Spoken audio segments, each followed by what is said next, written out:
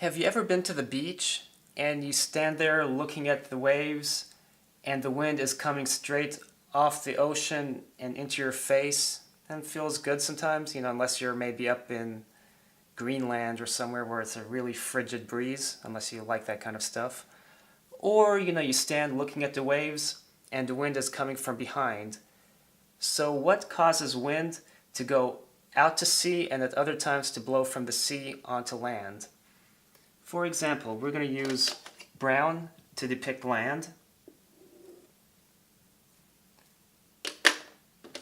And we might as well draw the blue a little wavy to make it apparent that that is the ocean. Now what happens is, during the day, when the sun rises from the east and it starts hitting the land and the oceans, or the sea, that the land will heat up a lot faster than the oceans. Everything cools down, and just before sunrise is the coldest part of any given day for the most part. And basically they'll both be warming up, from the same amount of insolation or incoming solar radiation. But the land actually, it takes less energy to heat up land than it does ocean, so it will actually heat up more. So what happens is the air closer to land warms up, rising.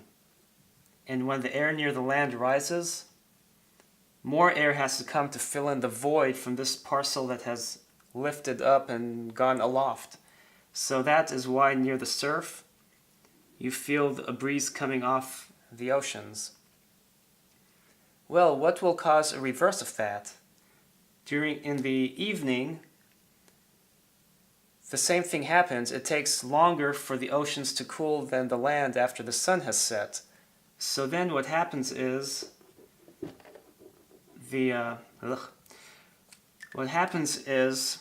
going to actually remove these arrowheads, and actually let me clean that a little bit better. Okay, let me dry it off too.